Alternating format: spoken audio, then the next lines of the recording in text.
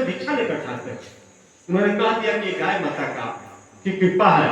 अब राजा को लालच आ गया, उन्होंने गाय माता मांगा, जमदग्नि ऋषि ने देने से इनकार कर दिया। उस राजा ने जबरदस्ती, लालच आता है तो विवेक समाप्त हो जाता है, उसने जबरदस्ती ऋषि को अपमानित कर उनका गाय खोल लिया, अपने खूंटे पर लेकर चले गए।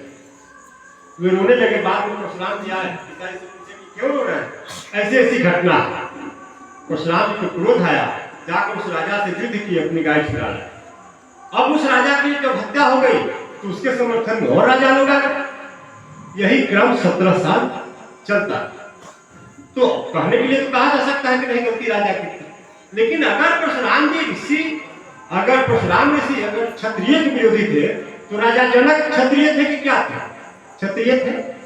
राजा जनक के पितामह निमि ऋषि थे, निमि राजा थे। तो परशुराम जी को जो धनुष यज्ञ हुआ था, राम जी जिसको तोड़े थे, वो परशुराम जी ने ही दिया था निमि ऋषि को, और परशुराम जी को वो धनुष शिव जी ने दिया, शंकर भगवान ने। अगर उनको क्षत्रिय से दुश्मनी होती तो जनक जी के परिवार में कैसे दे दिए धनुष, उतना बड़ा धनुष?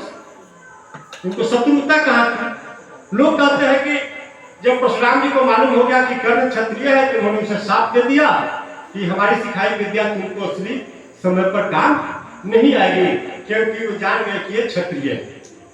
ठीक है, जान गए कि क्षत्रिय है तो उन्होंने शाप दिया। क्यों दिया? उस समय के ऋषि केवल टीचर का ही काम शिक्षक का थोड़े करते हैं, वे त्रिकालदर्शी थे। वे जान गए थे कि ये कर्ण दुर्योधन की तरफ से लड़ेगा, अधर्म के लिए लड़ेगा, धर्म के विरोध में लड़ेगा, और मैंने जो इसको विद्या दी है इसको भगवान भी पराजित नहीं कर पाएंगे। तो उस युद्ध में धर्म की हार हो रही है, अधर्म का विजय होगा, इसीलिए इसकी विद्या का नाश करना जरूरी है।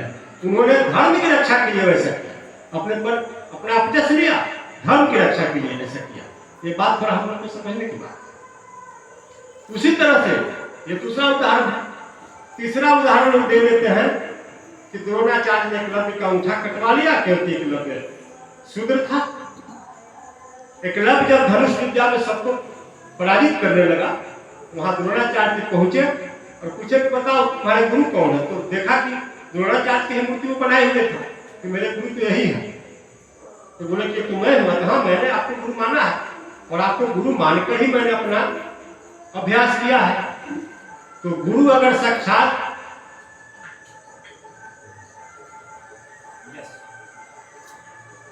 तो गुरु नहीं भी रहे तो कृपा रहती।